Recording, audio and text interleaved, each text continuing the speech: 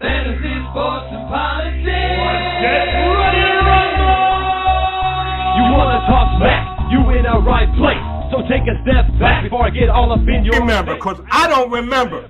I remember every bit of this. The other dudes holding on the phone line. Your voice will be heard, sir. Next caller, please.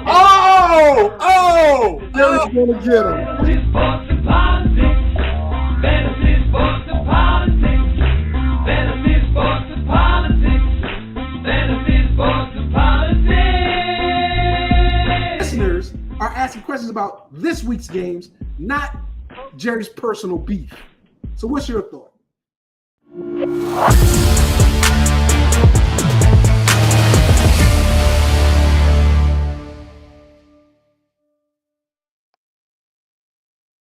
Hi, everybody. It's me, Mr. FSP, doing what I do because I do it for you all day, every day.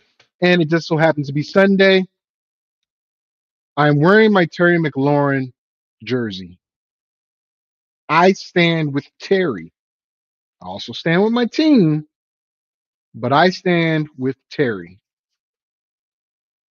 I got this as a birthday gift back when my birthday happened from a friend of mine, Javier Paris. And I don't really like to buy jerseys. I have a ton of them, but I don't like to buy them because in this current climate in the NFL and in sports in general, your player that you gravitate to more often than not is not going to be on that team, especially in the NFL. NBA, maybe the mega stars stay at their locations, but we can look at Kevin Durant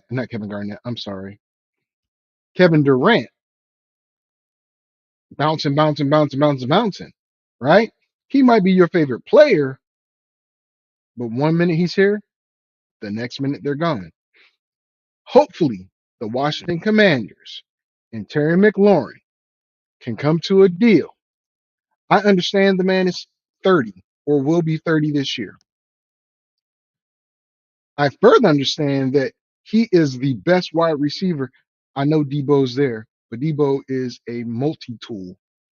Don't get it twisted. He's a multi-tool. Terry McLaurin is the best wide receiver Washington has. And any team that were to trade for him or if Washington were to give him up, oh my gosh. I mentioned this about the Buffalo Bills yesterday, and I wanted to post it, but my heart wouldn't let me. Because if I knew the rumor were true or had legs, I would be heartbroken. But on today's episode, I got some steamers for you guys. Hot rumors. I already talked about the Terry McLaurin standoff. Either pay him or trade him. Personally, I think he's at the level of T. Higgins or better. Now, T. Higgins is a 1B to Chase 1A, but only because Burrow and Chase are like this, right? College and the pros, you know. But T. Higgins anywhere else is a 1A. And T. Higgins is making $28 million, right? Under Jalen, you know what? I'm going to save this for when we talk about the Commanders because today's the NFC East. And as you can tell, I'm really emotional about this because I'm a Commanders fan and I don't want to see Terry McLaurin go.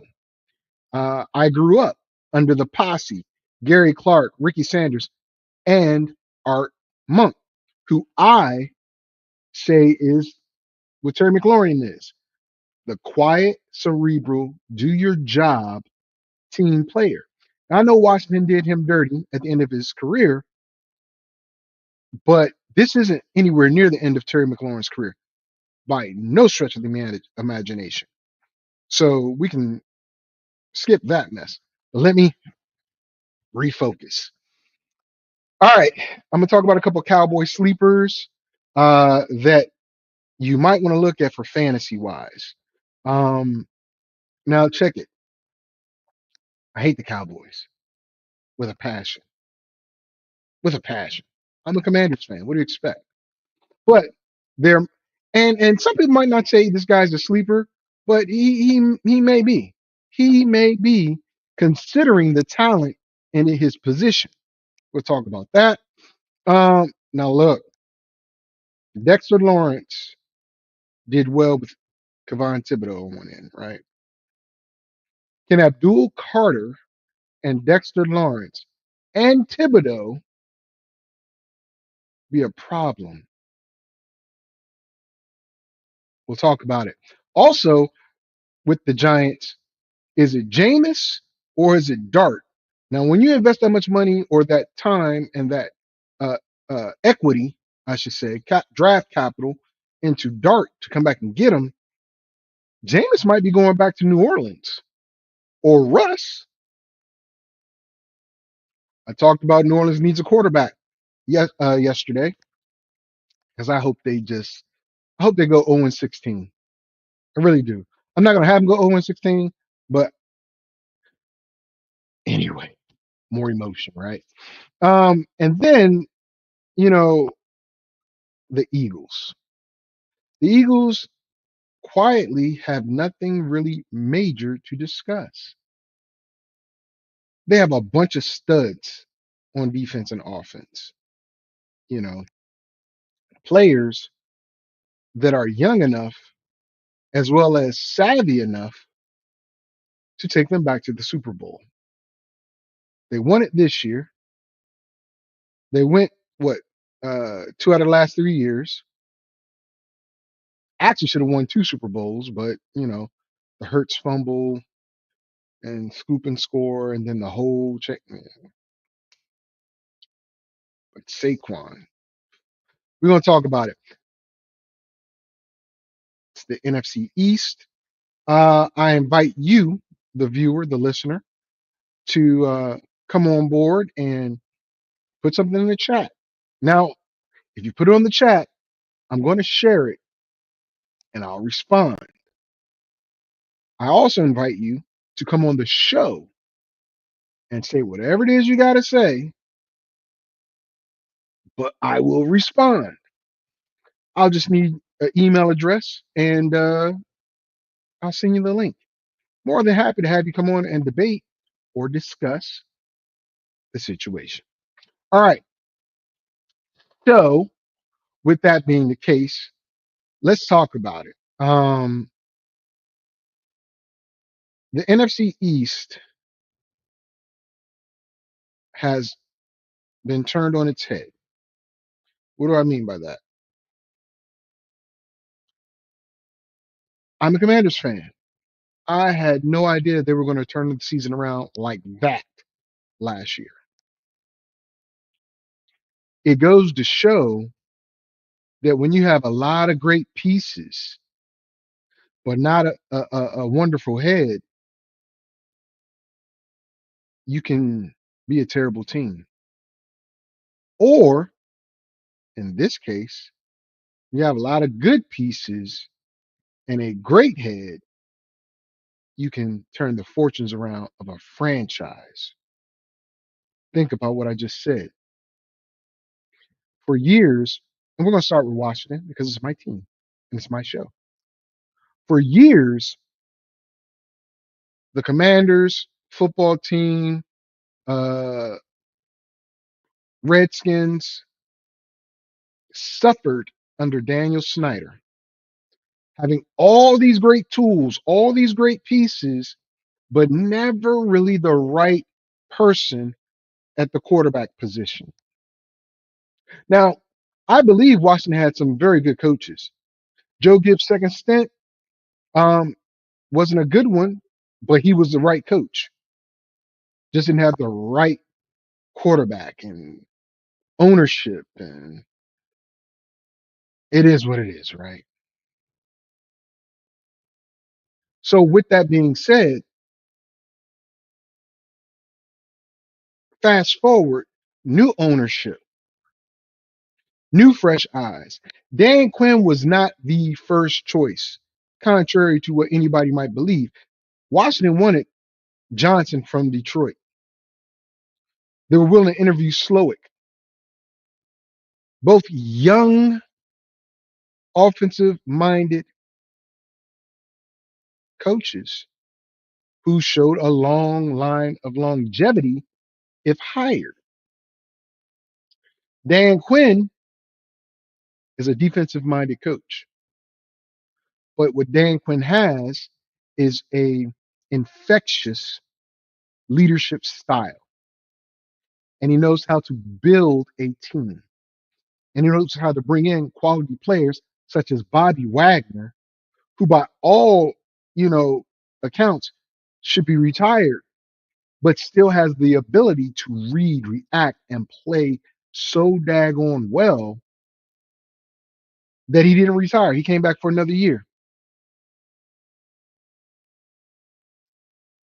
But you put all these pieces together, and Dan Quinn stirred the pot up and made a team that's competitive and was competitive. They had some rough patches against far better teams. They did play down to the level of the competition and up to the level of the competition. But now they have to be that upper level. But can they be? They returned a lot of players. They added some new ones. Jonathan Allen leaves and goes to Minnesota. Um, I'm not happy about that, but I can understand it. You add a few defensive backs that could bolster the secondary. You build through the offensive and defensive line. Now, Conley was not my first pick at tackle to be picked, which is fine. He was my second pick, honestly. But the first pick was the kid from Ohio State, but he had an injury and recovered from that injury, and I get it. I get it. He was still drafted, though.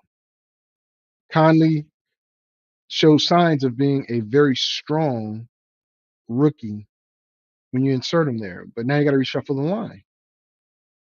Larry Tunsil, top 7 tackle in the NFL, but he gets a lot of penalties. A lot of penalties. That those penalties from Laramie Tunsil will be drive killers. We can't have that. We can't have that. Now, I know it sounds like I've already started breaking down the Commanders, but I haven't. Those are my emotions. Those are my emotions of that team. Now I'm going to put my analyst hat on, and let's get to it. All right? Because we're going into space with this guy. All right?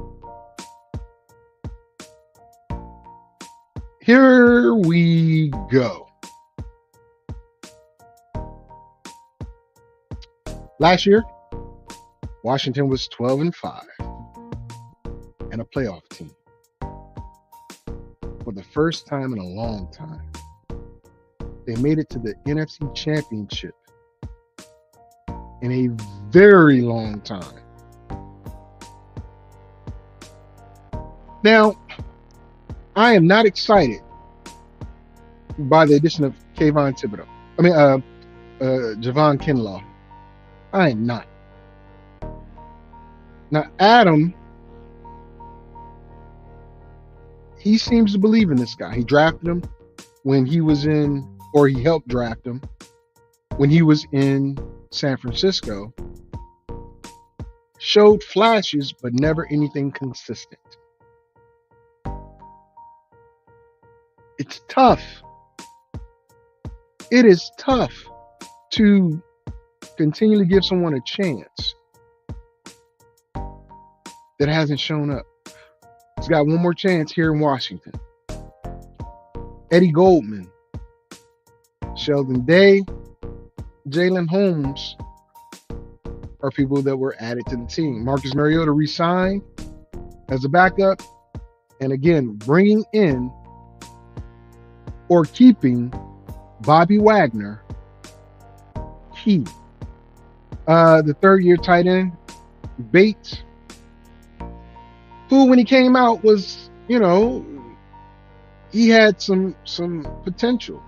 Wasn't used that much, except on special teams. Then you have a coaching change and stuff like that. So is he a fit in this offense? Well, apparently, because Washington has 3 tight ends that can play at any given time. Zach Ertz, Bates,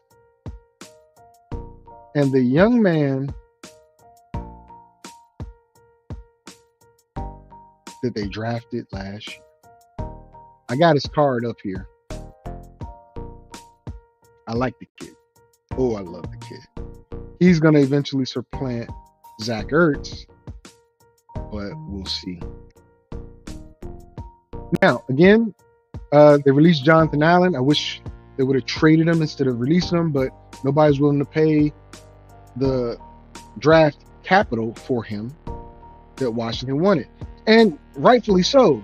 The man is a dominant force.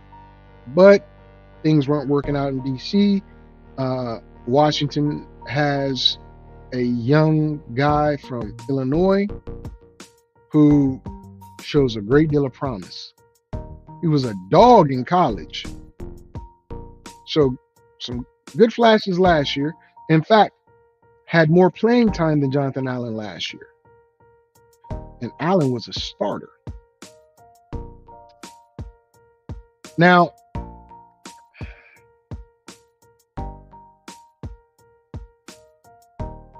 the one hiccup, or two, it's 2 of them actually, but one hiccup is my guy, Terry McLaurin. I can get it. You trade for Debo, you bring him in, he's on a 1-year deal.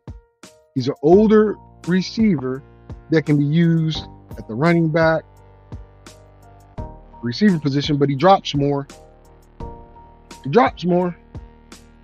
That's why Brandon Ayuk was held versus Debo. Money and hands. You follow that up with possibly adding elements of the 3-4 to the defense that is currently a 4-3 hybrid. Now, it went from a 3-4 to a 4-3, and now they're going to add elements of a 3-4, rumored to be that way. Don't mess up a good thing. Just me. Just me. I don't want that. Now, could this mean, Washington flirts with, standing up a few people? Because my guy, I'm going to tell you right now, number 4, I'm going to call him number 4. He's an animal. He's not your traditional linebacker.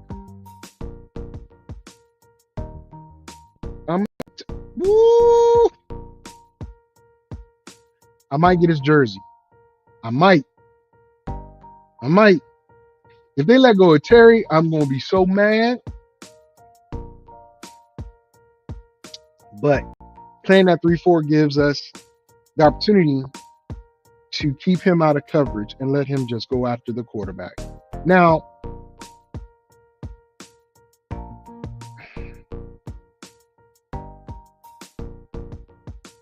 all I want from Washington is to be consistent on defense like they were a couple seasons ago. I know it's a totally different scheme. I get it. I didn't like Jack Del Rio per se, but his schemes were okay. It was just you knew what he was going to call. And teams could beat him because they knew what he was going to call. But the players in that system were great fit.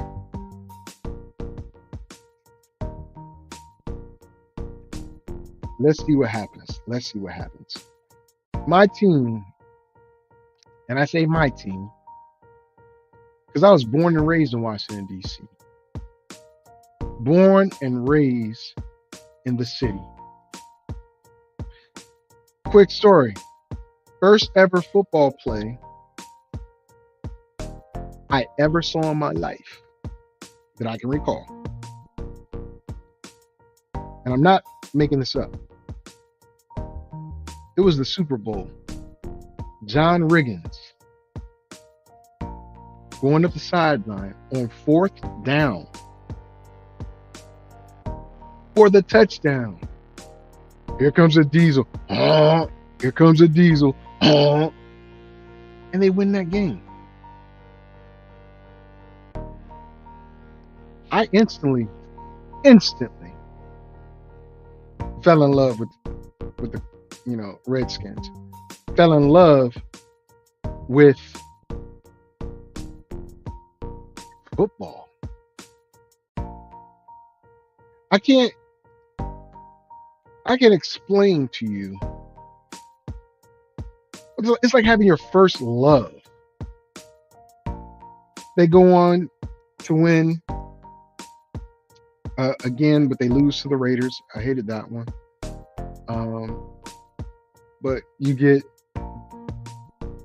Doug Williams, first ever black quarterback to start in the Super Bowl, first ever black quarterback to win a Super Bowl.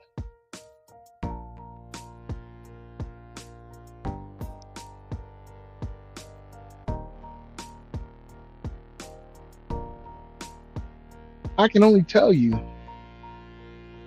how much joy that brings to me.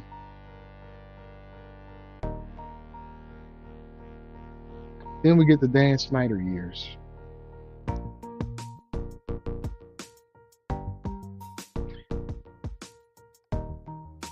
But it's perseverance. And just like that, regime change, teams headed back to DC on the hollow grounds of RFK. That's the other little snafu that might come up, because the money to rebuild the stadium and the image that they want. But I'm gonna tell you right now, they built that stadium the way Washington wants it built. There'll be Super Bowls there like every 5 years. I guarantee it. I guarantee it. But let's start off. I will say this. I do not have a... That would be a lie. That would be a lie. Because I do have a bias. I do have a bias. But my picks for the Commanders are purely based on the schedule and the team's makeup. I've got my black book. I got a black pen. I'm a black man. Let's get to this schedule. All right. Washington, the Commanders. Open up week 1 versus the Giants. You know what I'm going to say to that. That's a W for Washington. Game 2, they go to Green Bay. Key point here is it's week 2 in Lambeau, so the weather isn't going to be an issue. It really isn't. And personally, I think Washington overall is a better team than Green Bay. Again, second-year quarterback. Love is really like a third year, even though it's like his 5th or 6th year in the NFL, because they had to sit behind Aaron Rodgers so much. And plus, Green Bay has like 20,000 receivers. Which ones are going to play? Eddie Lacy. Not Eddie Lacy. Oh my God, I went old. That was big Eddie Lacy. Josh Jacobs. Josh Jacobs is their hammer. Tough. And that was Washington's problem, stopping the run last year. I think they can stop the run this year. I hope. Tough game, but a W. Week 3, hey, I like the Raiders, but I don't think they're ready. Give them a year or two in that new defense that Pete Carroll is going to implement, and I think they take off. Because Ashton Gentry and Bowers are the future on the offense, right? Offensive line still needs some help. That defense lost his best tackler in Spillane. Washington can expose all aspects of that defense. And again, it's at home. Washington starts out 3-0. Then it's welcome to Atlanta where the players play and they ride on them things like every day. They're a little salty, the Falcons are, about what happened last year. Michael Penix versus Daniels, that was a very good matchup. Two rookies, two qualified quarterbacks with weapons. Bijan Robinson being the biggest weapon, but Michael Penix showed what Kyle Pitts could do. Drake London is a problem, especially with Penix, the quarterback. Now, if Kirk Cousins finds a way on the field, either way, I think it's trouble for Washington because I think Atlanta's defense has vastly improved, right? Both teams brought back a lot of the same players, but Atlanta added some really, really good talent on the defensive side of the ball. So, again, I want Washington to win. I really do. But I think they're going to take an L to Atlanta. I do. I've got big hopes for Atlanta this year. Then Washington goes out to the Chargers. This is going to be a problem for Washington again. Why? If that run defense does not stop the high-powered running offense of the Chargers, you would be like, what? They got Justin Herbert. I mean, what are we talking about running for? Harbaugh. If the Chargers can find a way to give Ladd McConkey some help at wide receiver, and Najee Harris is okay, from the injury, that's going to be a tough game for Washington. Going across the country to LA, I love my team, but schematically, the Chargers play a brand of football that Washington seemingly can't stop just yet. So they're going to and lose that game. Like I said, Chargers need to find somebody to help Ladd McConkey out and Justin Herbert at the receiver position. Then we got the Bears coming to DC. Last time these two teams played was last year, and we all saw the Hail Mary that Norman Brown caught at the end of the game, while a DB was like, bye, y'all, bye, go home. Bye. Well, they did go home, but with a W. Mr. Johnson, the guy, and I'm telling you, there's some heat here. The guy that Washington actually wanted to hire, was the first choice, is now the head coach in Chicago.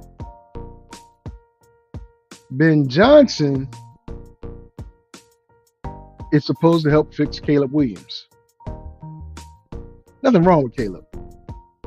He just needs a better offensive line, which they supposedly did this year, but supposedly fixed it. But the organization, the Washington organization, remembers. The North remembers. And what I'm going to tell you is, even though Dan Quinn might not say it, I believe Dan Quinn wants to beat Ben Johnson and the Bears to prove that this is why he got the job and not Ben Johnson. Because remember, Ben Johnson canceled the interview while the Washington representatives were in mid-flight. Mid-flight. Not just getting off the ground, not loading up the plane, already in the air, headed to Detroit. Oh, and by the way, what did Washington do to Detroit in the playoffs?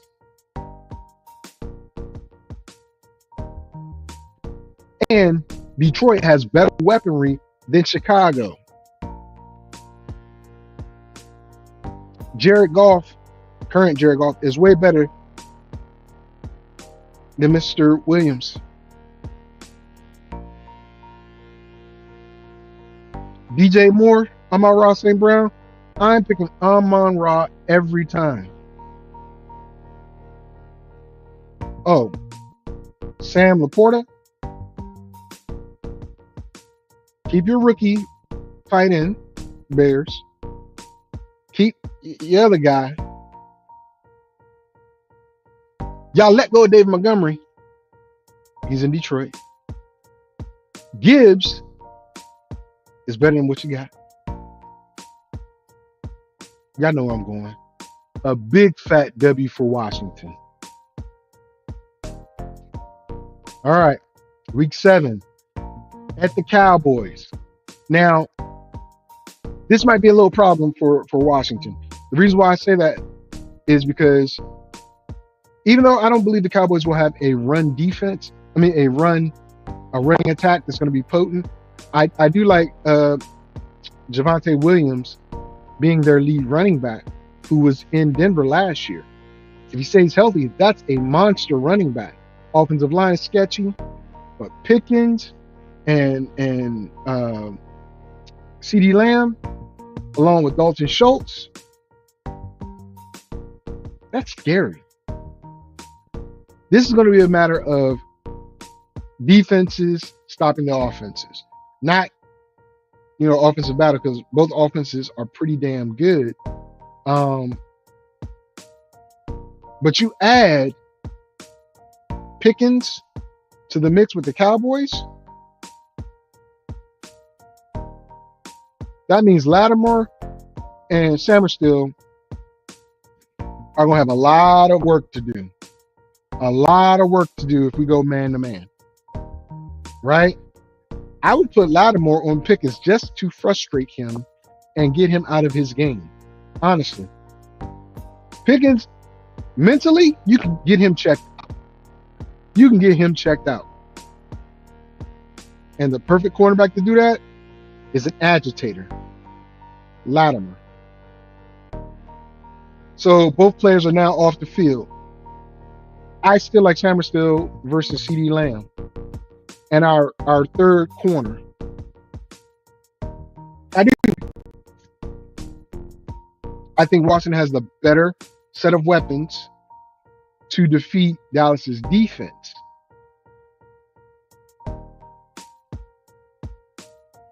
Not a homer pick, but a homer pick.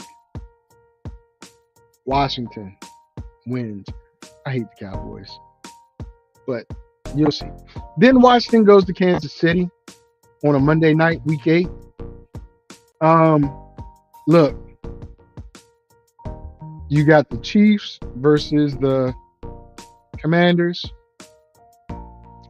I really, really hope, I forgot the games that Washington announced they're going to go back to the Redskins jerseys and uniform. That should be their standard uniform. Just me. Already got the same color scheme. I like this, but when you go back to our old look, all of us old heads now are going to go crazy. I think they got them when they play the Cowboys on that Sunday afternoon game in Dallas. But I gotta check. But anyway, they're at the Chiefs. Uh, I'll just be honest. I think the Chiefs have a better coaching staff right now, and I said right now, a better quarterback. Pat Mahomes is that dude. Jaden's going to get there. Year 2, probably not. He's going to get there. And the biggest thing here is the defensive coordinator for Kansas City brings that heat. If he brings that heat and Jaden takes off and beats them, all she wrote. All she wrote. Because he can do it. But I think Washington will have problems with Kelsey, with Rice, with Worthy.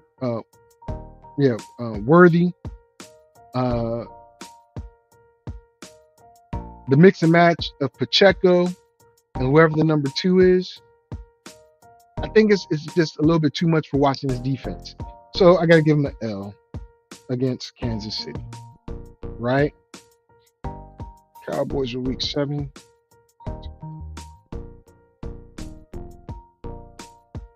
All right. Then they go to Seattle.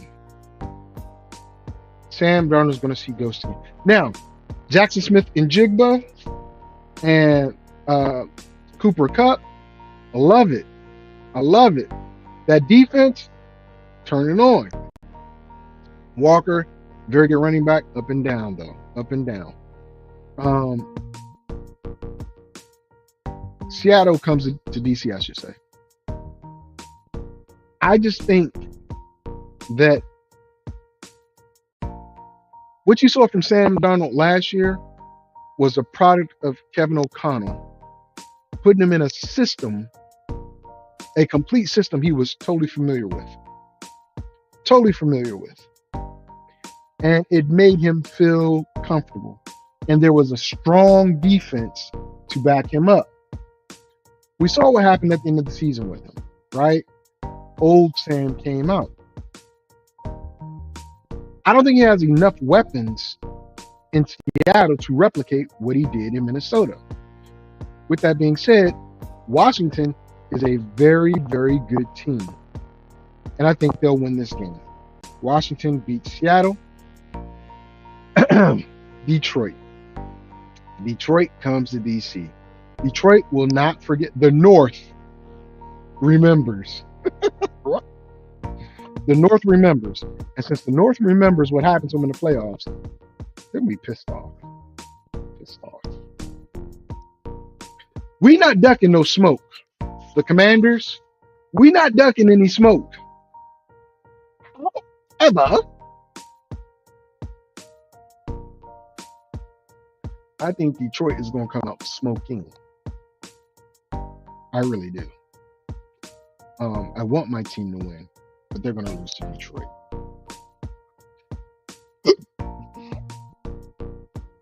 Jared Goff is not going to give up 5 turnovers like he did in that playoff game.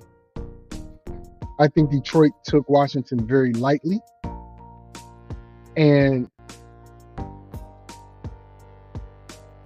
did not expect the secondary to perform the way it did or the run defense to perform the way it did. I know I didn't.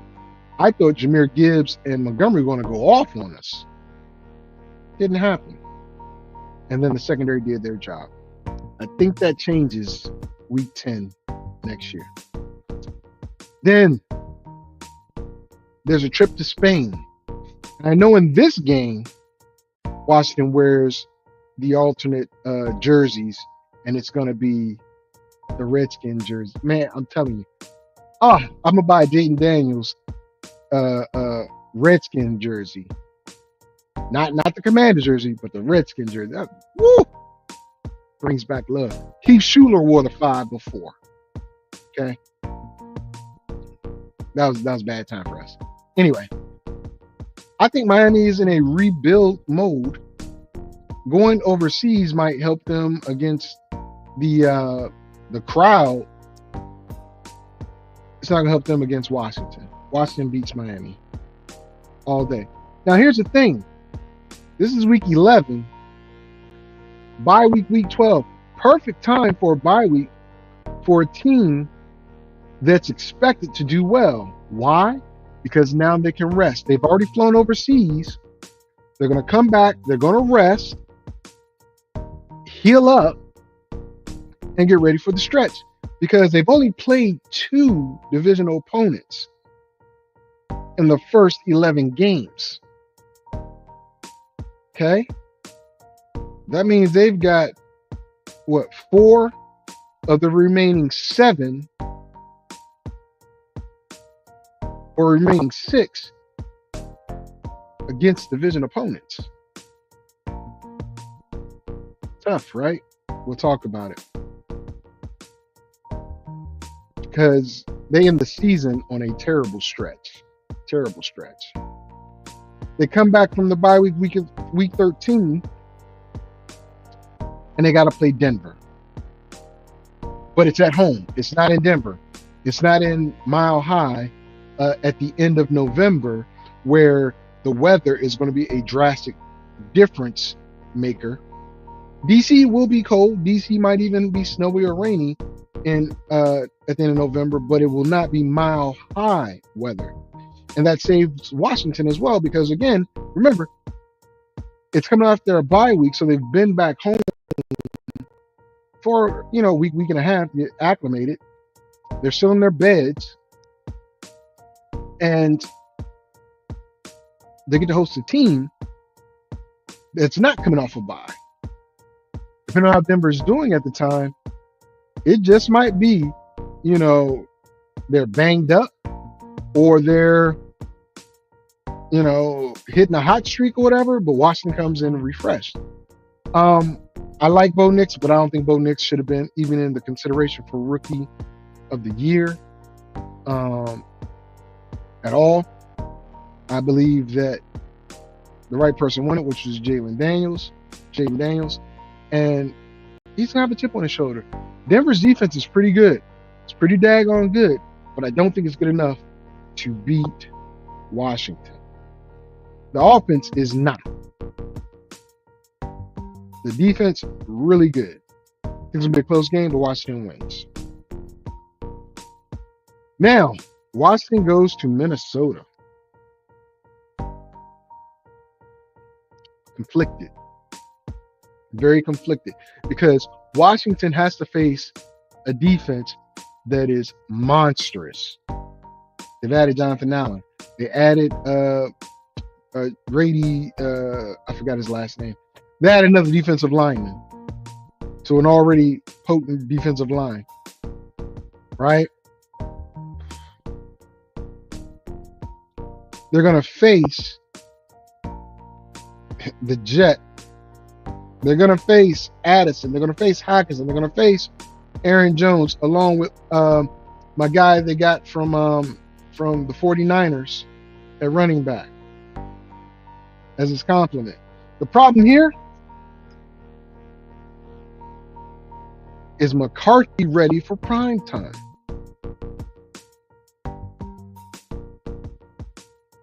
I don't think so. That's the only reason why. I'm going to tell you, only reason why I think Minnesota loses this game, because McCarthy, he would have played 13 weeks, right? But I got them going 8-9 because they're not going to do what Sam did with him last year, right? I think McCarthy is his learning year. He was hurt all last year. So, Washington gets the W. Now, ladies and gentlemen, week 15 through 18.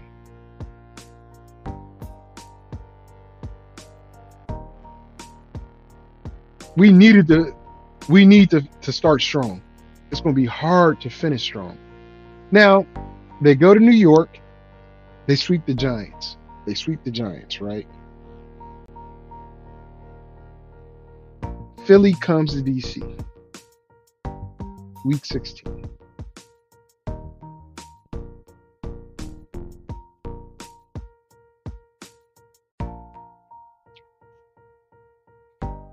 After what Philly did to Washington in the NFC Championship game, there's going to be some blood in the water. But here's the thing. If Latimer's covering A.J. Brown, there's going to be some problems. A.J.'s going to get Latimer out of his mind again, and then it's going to be a tough sled for them. It's hard enough to stop Hurts, Devontae Smith, A.J., and Saquon. Remember, Washington had Saquon bottled up until he just went off on him at the end of the quarter or in the end of the game. One catch, went 44 yards or something like that, and Washington's going to take an L against Philly. As much as I want them to get redemption for what happened in the NFC Championship game, it's not going to happen. Week 16, Philly beats Washington. Then Dallas comes to town.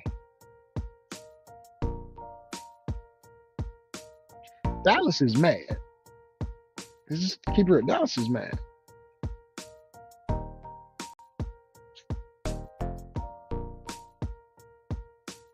Dallas is fighting for a playoff spot. Washington has got a playoff spot at this point. It just depends on where they are.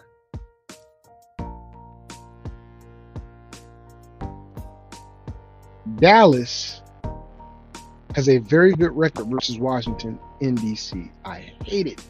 I hate seeing all them Cowboys in the stands. All right. But it's going to be like that. And the Cowboys are going to win. So Washington loses 2 in a row going into the last game of the season, which I believe could be to decide who the division champion is. It might not be. It might not be. But I'm going to put it this way. I don't think Philly is going to be worried if they win this game or not. Their second strings are good, but not better than Washington's first. I think Washington is going to be playing to get a better seed. 5, 6, 7. Maybe, you got 5, 6, 7. Those are 3 seeds, right? I think 3 teams from the NFC East are going to make the playoffs. Don't at me. Or you can. It don't matter. I think Washington wins this game against Philly because Philly does not play all their starters. If they play all their starters, I think Washington loses again. But I don't think so. I love my team. I've given you my reasons why Washington should do well this year, not from a perspective of a fan, but from the perspective of rosters and talent that they'll face. With that, Washington ends the season at 1, 2, 3, 4, 5, 6, 7, 8, 9, 10, 11. 11 and 6. One less win than they had last year, but yet a double-digit win. Washington at 11 and 6 locks them in the playoffs, 5th, 6th seed, not the 7th. That's where the Cowboys might end up, but we'll get there. We'll get there. We will get there. I got Washington 11 and 6. I have not been paying attention to what anybody might say, but hey, I'm listening. I'm waiting for a comment. I invite you all to comment on what I've predicted for Washington as I get ready to go into the Giants. The Giants are not bad, but they're going to end up firing Dayball, who I think is a very good coach. I think that Brian Dayball is a very good coach. But Mr. Joe Shane, that comment that will live in infamy about Daniel Jones versus Saquon Barkley, that's costing you a job more so than what's about to happen to you this season. And I want everybody to remember that this year, Hard Knocks in season covered the NFC East. They're still covering them, by the way, or off season, I should say. Hard Knocks off season, whatever it is. The Giants, Commanders, Cowboys, and Eagles. So we're going to see what you said this time about players on your team. You're up out of here. Ain't nothing like a gangster party. All right, let's talk about these Giants. I have to, only because they're part of the NFC East. Last year they finished 6-11. Now, in an effort to make things better for the team, inexplicably, they went out and signed Jameis Winston and Russell Wilson. They signed Jameis first, then Russell. After that, they gave up draft capital to move back into the first round and got Jackson Dart. Jackson Dart is their future. No ifs, ands, or buts about it. Depends on how Jackson Dart receives the teachings, right? Dayball might not be there next year, so Jackson Dart might not be the quarterback the next coach wants. But for now, that's who the future is. Live on. I like Jackson Dart. I just don't like his decision making sometimes. But you can teach that. You can definitely teach that. Right? So we'll see where it goes. But key additions were Javon Holland at safety, Paulson Adobe, cornerback, Jameis Winston, as I mentioned already, of course, Big Russ. Offensive line upgrades, they got Aaron Stanini, Greg Van Rotten, James Hudson III. They're running back duo. Now look, here's the problem. You don't know who's going to start. And if it's a split time situation, I don't like that. Washington has that, but Brian Robinson at this stage of the game is the better back over Austin Eckler, but Austin Eckler offers you a lot more in the passing game. Still can run, but a lot more in the passing game. But here, Cam Scatterboo, Tyrone Tracy Jr. I absolutely love Cam Scatterboo. If Washington would have got Cam Scatterboo, some people don't like him, right? I don't know if it's his attitude. I don't know if it's his height or his speed. But that dude does not quit. He plays very, very violently. And he can catch the ball out the backfield.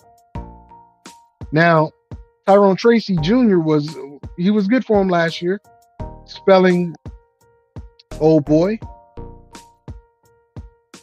But Cam Scatterboo is a monster. Don't sleep. Don't sleep on him. They traded away Dan Waller, who, for all intents and purposes, quit on the team. And again, I'm not mad at that. I am not mad at that because he saw what was going on in this organization. And as a football player or athlete or entertainer, whatever, you're your own entity. And if you don't want to ruin your ability to work by being on a team that perpetually loses, that does not use you to your best ability because your quarterback is not that good, that hurts your value. So they traded him to Miami for a 7th round pick, if I'm not mistaken.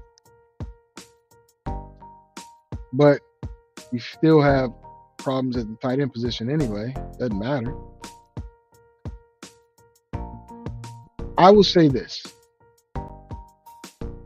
I believe not Cam, I'm going Cam Ward. I believe Russell Wilson is the starting quarterback for the New York Giants coming out the gate.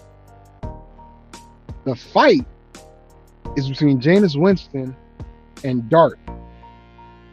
If Jameis Winston loses that fight to Dart, which he probably will because of the draft capital given up for Dart, Jameis Winston is off the team. He's either traded New Orleans or he's cut, and then New Orleans can pick him up.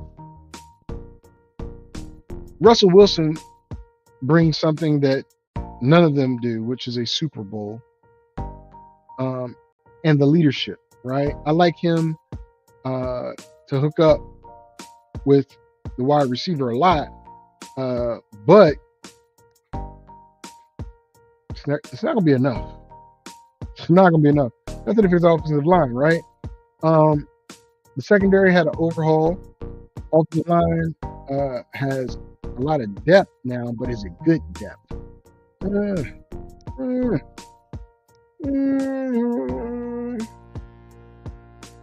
Evans, I think Evans is a very good tackle. They moved him inside now. I don't know if that's going to work. But let's go over your New York Football Giants, okay? Let's go over these New York Football Giants. Week 1. Like Salento said, you already know. Salento. The Giants get an L. Because they play Washington. Week 2 versus Dallas. L.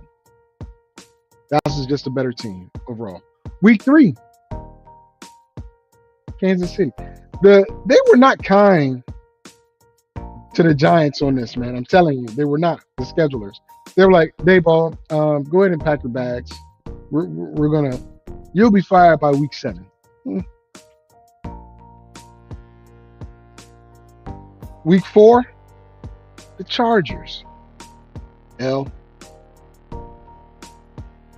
Week 5, there's some reprieve because either Jameis has been traded or cut and New Orleans picks him up, or New Orleans doesn't pick him up or anybody up, and New Orleans sucks. So the Giants get the W. Now, this is no reflection on what Russell Wilson is doing. It's a reflection on the fact that the defense can't stop anybody, right? And the team is not that good offensively yet to have that cohesiveness to build that comeback. I'm saying this in the sense of there is talent there, but it's not ready to be gelled and molded. Starting off with 4 straight losses versus Washington, Dallas, Kansas City, and the Chargers. That is no fun. And then week 6, you have the Eagles.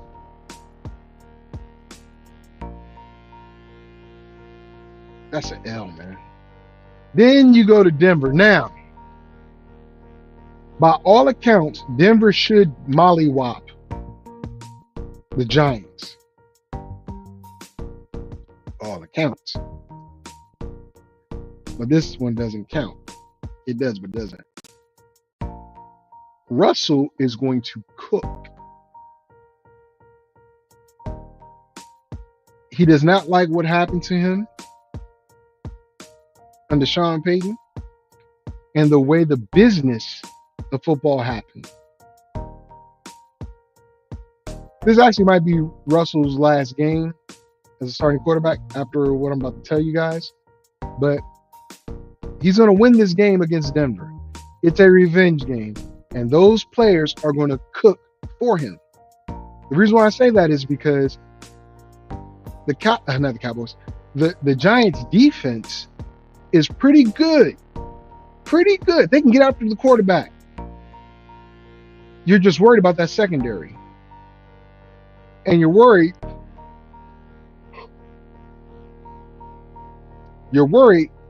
that the offense isn't going to sustain drives and keep the defense on the field a lot, which is going to tire them out. Not in this case. Not in this case. They get the W over Denver, but then they go to Philly. Philly, San Fran. I'm telling you, this is tough because Philly's going to sweep them. Philly's going to sweep them. This game right here, week 9. Week 9 versus the 49ers. On paper, the 49ers look very similar currently to the Giants. Strong defense, one or two good offensive players now. You'll say, well, Brock Purdy, CMC, Kittle, Parasol, I just forgot his daggone name that quick. The other wide receiver, I forgot his name that quick. But you would say, oh, they should walk him. No. 49ers are aging. On both sides of the ball, by the way. But the 49ers have a better play caller and head coach. So I believe the Giants take an L to the 49ers. Week 10. Here's where the rubber is going to meet the road. Right now, they've only won 2 games. Dayball has decided, Russell, I appreciate you, but I'm going to put you on the bench. You've been beat up enough.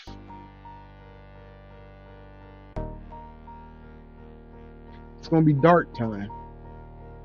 Or Winston. I'm going to go with Dart. Big arm. Takes chances. But the Bears need this W. So after the Chicago Bears game, which Chicago wins, the Giants lose, week 10, Brian Daboll is fired from the New York Giants after only winning 2 games in the first 10 weeks. My prediction. Book it. Week 11. Packers. Week 12. Giants. Are you serious? They got 3 straight NFC North games. I'm going to start this over again. Check this out. You start out Washington, Dallas, Kansas City, Chargers. Not winning any of them. Skip over New Orleans. Philly, Denver, Philly, San Fran. Game you should win in Chicago, but you lose. And then Green Bay, Detroit,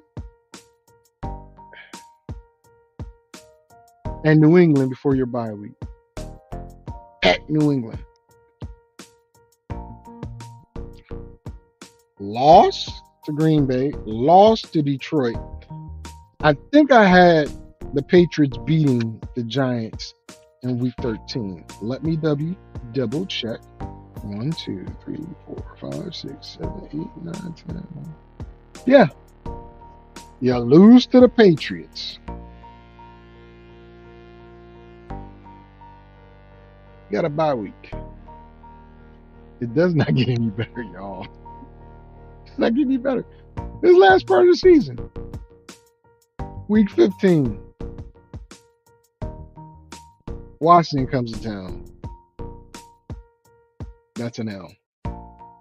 Then Minnesota comes to town. That's an L.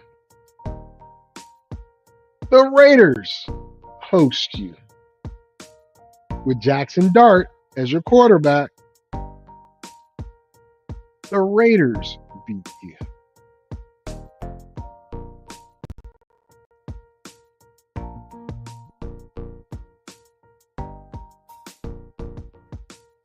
Last game of the season, the Cowboys. Now, remember I said the Cowboys are fighting for a playoff spot.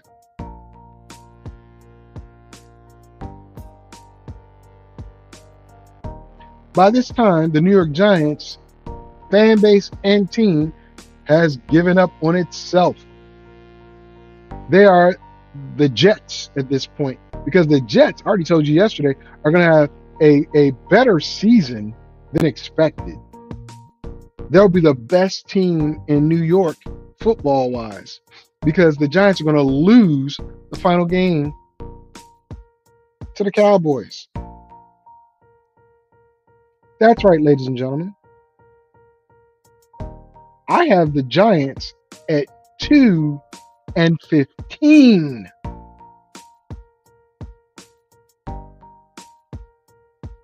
You can hate me now. I don't care what their vaunted defensive line and defense looks like. That offense is not going to be there. And because the offense is not going to be on the field that much and the defense will, I don't care how great your defense is. If you're on the field, let's say 70% of the time, which I think is going to happen because there'll be a lot of 3 and outs, you can have Cam Scatterboo, Boo Boo the Fool, Lakers in 5 type situation. But I don't care if Russell's throwing to their best wide receiver, who happens to be a monster. They just don't have enough. Not with this schedule. The schedule makers made sure that Brian Daboll and Joe Schoen are fired before the end of the season or by the end of the season. I'm telling you, this is I don't know if the NFL got something against the Giants, but the schedulers, they sure do. Giants are pitiful. Pitiful.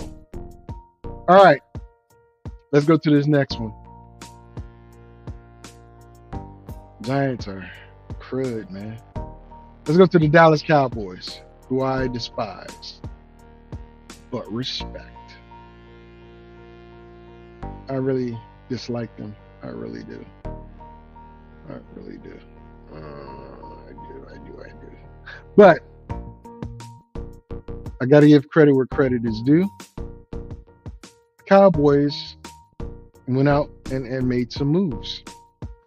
Drink some water. Pickens is the big splash pickup. But not trading Micah Parsons is even bigger news. You also haven't signed him either. Right? They were a wild card team last year, 12-5. Again, NFC East had 3 teams in the playoffs last year, so I know it can happen again.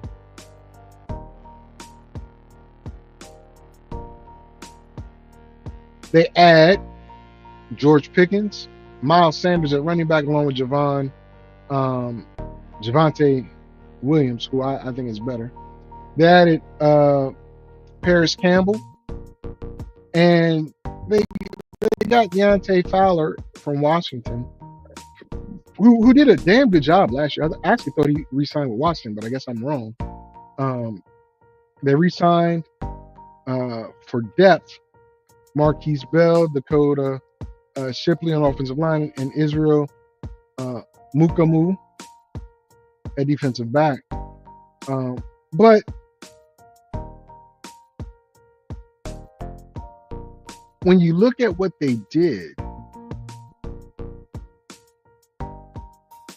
last year, they did it without Jack. Right? Cowboys were not 12-5 last year. They were not 12-5. I don't know why this information said 12-5. Cowboys did not make the playoffs last year. Sources have got to be checked. Oh my gosh. Anyway, the problem is I don't like Schottenheimer's scheme. With the weapons, let me clarify this. With the weapons he has, if he's like his daddy, which he isn't, because he's been in the NFL long enough to not be like his daddy, Brian Schottenheimer wants to establish a strong run game and pass from there. But with what he has, it says start with a pass, establish the run after you establish the pass. One key figure for these guys happens to be the tight end position, right? And because the tight end position is so valuable in the NFL, this one player who I think he's not a sleeper, absolutely not a sleeper, but he also isn't a breakout star.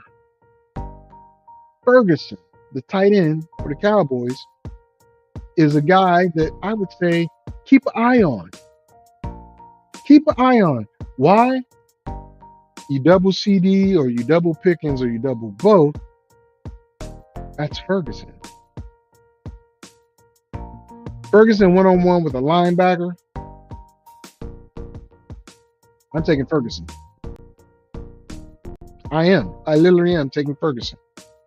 Now, again, if they get Javonte Williams in the mix running hard, it could be something special. Something real special. Kevontae Turpin. What will he add to the mix this year? You know, but I think Ferguson is more so your sleeper pick, more so your I wasn't expecting this out of him, but you got so much out of him.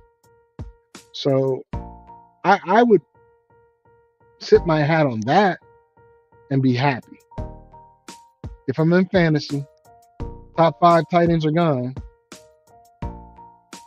I can wait to grab Ferguson and still get good production. Very good production. So just consider that when you're in your draft rooms and you're thinking about, hey, Kelsey's gone, Kittle's gone, Laporta's gone, Hawkinson's gone. Who am I get? Ferguson is there. But here we go. Let's go over this record. Black book, black pen, black man, stinking Dallas Cowboys. All right. Flip the page on these jokers. Dallas. Or ass. They start the season at Philadelphia. Now, the NFL knows that this is a good game, right? Philly versus the Cowboys is a good game regardless. Super Bowl defending champions versus a revamped team with Dak Prescott back is ratings. Philly, they don't typically come out strong during the beginning of the year, but neither do Dallas. But I'm going to give Dallas the L here, only because I think since it's at Philly, they're doing the banner hanging and all that other stuff. It's going to be too emotional. But then they get right. Week 2, Giants, W. Come on now. Week 3, the Bears, who it's at Soldier Field. If this was in the cold, I'd probably give a different answer. But they play the Bears and Green Bay in September, which doesn't give either one of those teams an advantage, right? So I'm gonna give them a W over the Bears and you got to remember what Jordan Love did to them a couple years ago in the playoffs. Dak ain't gonna forget that. CD ain't gonna forget that. The rest of the team that wasn't there, not gonna forget that. I mean, that weren't there aren't gonna remember that. But I think Green Bay does it again because they just go to Dallas and they know what they're doing. The Jets, Cowboys get a W. At the Panthers, Cowboys get a W. I already said, and I hate the Cowboys. I hate the Cowboys. But Washington beats them at AT&T. You're welcome. Then they go to Denver towards the end of October. Not a big weather issue or weather concern. But do they have their run game by this time? They absolutely should. I don't know if they do, but they should. So I'm gonna go ahead and give Dallas the W. Now Denver's gonna be good, but I think overall, right now, on paper, Dallas just seems to be better in my opinion. The Cardinals come to Dallas. Now, I'm a Cardinal fan. Live in the area. They do not have a solid number 2. Trey McBride, woof, wonderful tight end. For whatever reason, Kyler does not throw the ball to Marvin Harrison Jr. enough. And that's going to be a problem for me. It's going to be a problem for me. I think the Cardinals take that L. Dallas gets the W. Week 10 is a bye, which is good because it's going to get a little nasty towards the end. They go to the Raiders. I think they beat the Raiders, but I think Philly sweeps them. So they're going to lose in week 12. Week 13, they lose to KC. Week 14, they lose to Detroit. Week 15, they barely beat Minnesota. Week 16, they lose to the Chargers. Yeah, that's right. The Chargers are a really good team in my opinion. They beat Washington at home. In Washington, which I don't like. Week 18 to end the season, beating the New York Giants. All right. Nothing to do it but to do it, right? 1, 2, 3, 4, 5, 6, 7, 8, 9, 10, 11. 11 and 6. Just like Washington. They're going an 8-game win streak in the middle of the season, but they flounder a little bit. 2 teams at 11 and 6 in the NFC East. Again, I think 3 teams are coming from that division. Now, 11 and 6 and 11 and 6 is 4 and 5. It's 5 and 6 seeding to me. 5 and 6 seeding. It's only one more seed left. We'll talk about it.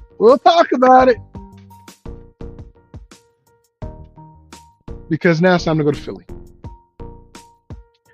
Philadelphia, or Philadelphia, however you want to do it. I think they're going to win the division. There's not much coming out of Philadelphia that is not positive, right? Now, they got a little tough road to hoe, right?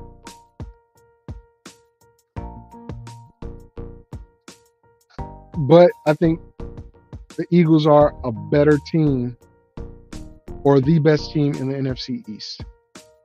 That hurts me to say wearing this jersey, but I think the Eagles are the best team in the NFC East. Sucks, doesn't it? But they don't have many missing pieces, right? They gave Saquon a 2-year, $41.2 million deal, right? Ezzy Ojulari, Joshua Olch, Kalen Grayson, tight end, Avery Williams, who's a returner. They paid him specifically as a returner. They also re-signed offensive tackle Mr. Lane Johnson. Now, we all know Lane Johnson is ready to retire, but he's just not gonna. This year he should. They lost Josh Sweat, who went to the Cardinals, and Brandon Graham, who retired, now in TV. They're really boring. Let's just face it. They're really freaking boring. New front seven pressure with Ojulari and Uch. Barkley increases offensive flexibility. And, you know,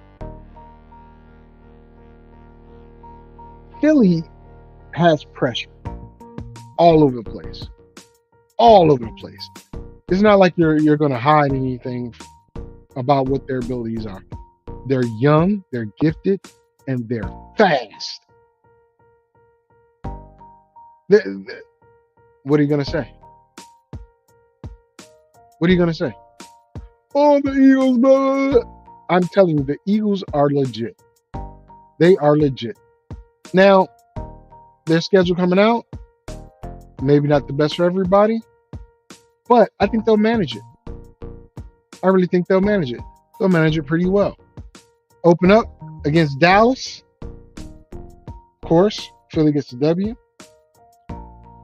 The Chiefs Super Bowl rematch, right? In Kansas City. Weather plays a factor here. No bad weather. Philly wins. The Chiefs are not that good this year. They're going to be good, but not that good. The Rams. Devontae Adams joining Puka Nacua and Matthew Stafford with Kerryon Williams and Blake Corum. That's nasty work. But that defense, I think this is like a mirror match, honestly. Philly embarrassed them in the playoffs, you know. If not for those mini fumbles by Kerryon Williams, I think the Rams beat them. Right? This is perfect conditions. In that game, it was snowing. I think that's going to be the difference. And you add Devontae Adams, I think the Rams beat him. I said it. I think the Rams beat him. Crazy talk, right? Week 4. Now, if Tristan Wirth were there, this would be a lot closer game. But I think he's out for the first 4 weeks due to surgery. And I don't trust Tampa Bay without him in the lineup. So, Philly gets the win. Then week 5 versus Denver. It's a tough game, but it's in Lincoln Financial. So, with that defense. I think it's even there's defense in this game. And Philly gets the W. Week 6 at the Giants, W. Week 7 at Minnesota, W. Week 8 versus the Giants, W. At Green Bay. Philly at Green Bay, I was about to put the L. Philly at Green Bay, early November. I'll give it to Green Bay. Weather permitting, Green Bay. Detroit, Dallas, Chicago. Detroit, Dallas, Chicago. I don't think they're able to keep up with Detroit. I really don't think they are. So I think Philly's going to take 2 straight L's. Yes, I think they're going to lose to Detroit, and yes, I think they're going to lose to Dallas because Dallas lost that first game. They're not going to lose that second game. They're not. But then they go to Chicago and the Chargers. They beat Chicago. They beat the Chargers because I think they're better equipped to beat the Chargers than most teams. They are. I just feel them in the bones. Then you've got the Raiders and going to Washington. Again, until next year, when I see what Pete Carroll does with that defense, I'm not going to be high on the Raiders until I see that. So it's a W versus them. And I'm going to give them an L versus Washington because it's at Washington. They're going to beat Washington in Philly, though. They lose week 17 to Buffalo, and then they win the last game. Hold up. Did I give Washington that win the last game? I did. So that's an L to Washington here and a W. So they beat Washington in Washington, but lose to Washington in Philly. Yeah. That makes sense. With that being said, 1, 2, 3, 4, 5, 6, 7, 8, 9, 10, 11, 12. 12 and 5. The NFC East dominates this season. 2 11 and 6 teams, 1 12 and 5 team, and then the run of the bunch 2 and 11. 2 and 15. Philly wins this division, but it's only by 1 game. Because, as I said, I think the last game is going to determine who wins the division.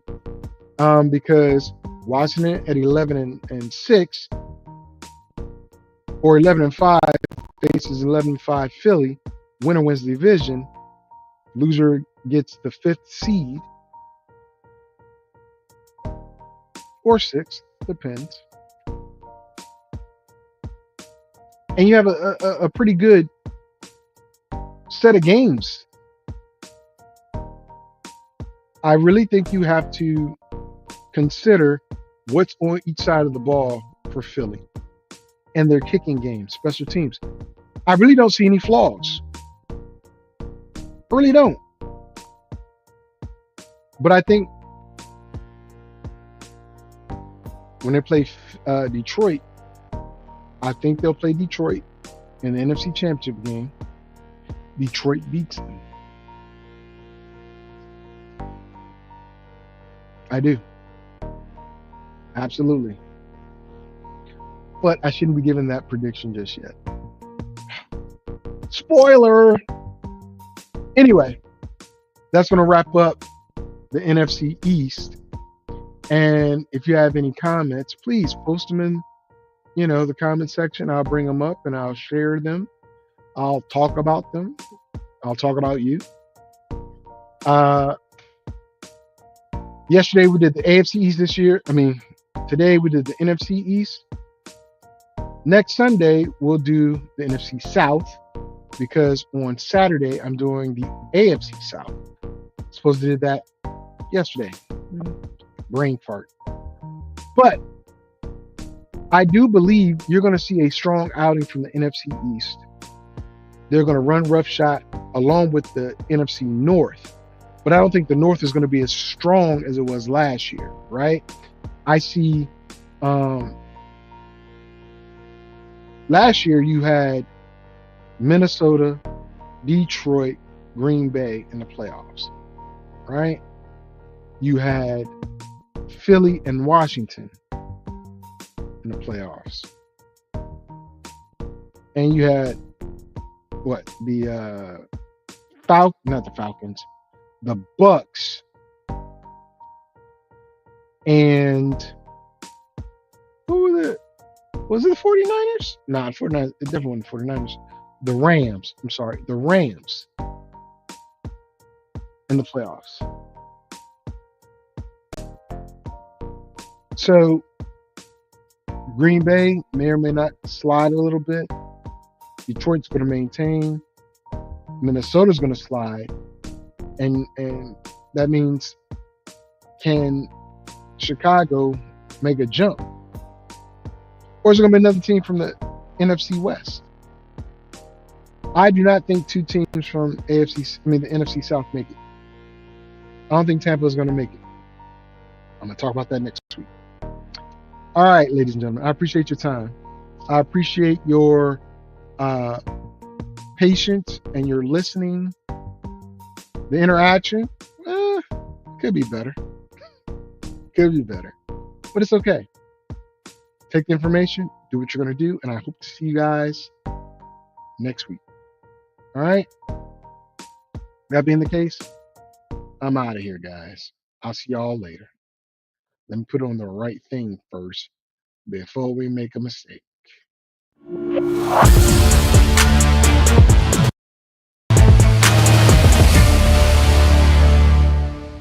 Fantasy, sports, and politics. Get ready to rumble! You wanna talk smack? You in the right place. So take a step back before I get all up in your Remember, because I don't remember.